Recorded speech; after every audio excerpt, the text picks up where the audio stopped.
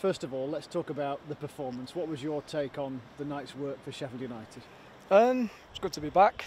Obviously, we like that little bit of fluidity, a bit of intensity, which was always, I think, going to happen. First game back, I think. Credit to Villa, they started well, first 20 minutes, but then I think we got a foothold in the game after that, and then, I think we huffed and puffed both teams, and there was just a little bit of lack of quality out there, I think, tonight.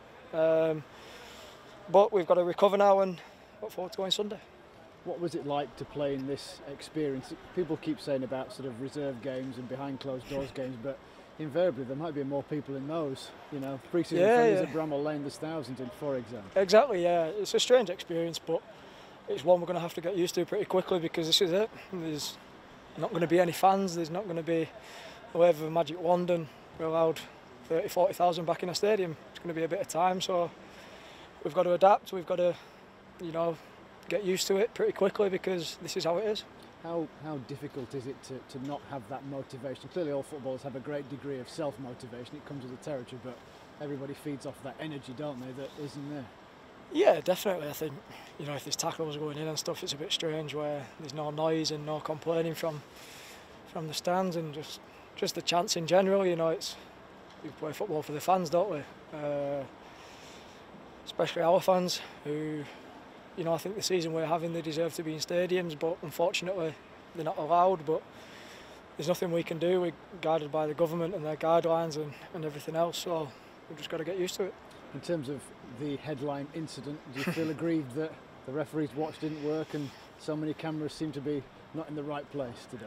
I think somebody will be in a bit of trouble tomorrow morning, to be honest, because this day and age, the amount of money and technology that's put into the game, it's actually incredible, isn't it?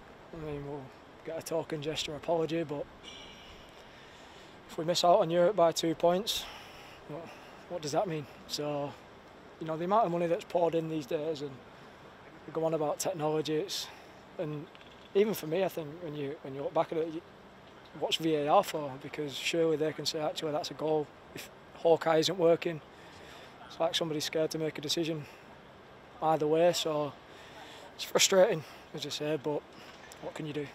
I think it's the first time we've had the chance to speak to you since the new contract was announced, etc. I appreciate from your previous comments about wanting to stay at Sheffield United, it seemed a relative kind of foregone conclusion, but now it's boxed off. How do you feel about that?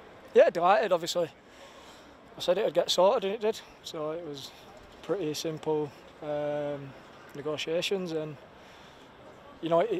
it was going on, and then we had the pandemic, and I don't think it'd have been morally right to sign a new contract in those times. So we picked it back up as soon as we could, and it got wrapped up, and I'll be here for a few more years yet. Does that basis then, the fact that there's a degree of uncertainty, even though you were in the midst of a fairly long-term contract anyway, but just that added security and possibly a fairly, more mad situation a year, 18 months from now, that your situation is sorted out?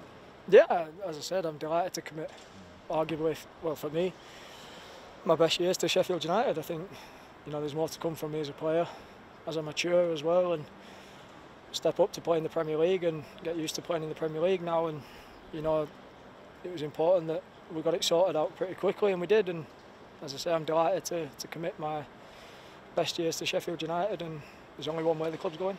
Just finally then on that, I mean, Billy Sharp has joined you in doing the same, David McGoldrick similar. Would you hope that other players that are also talking to the club do the same thing so that we keep the band together?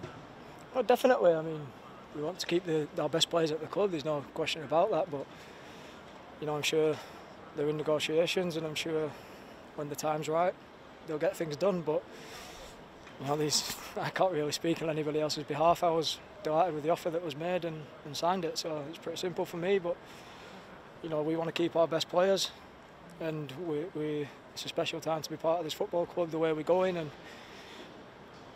I just hope that we don't miss out on Europe by 2 points and technology doing us over. I hope something else gets in the way if that is to be the case.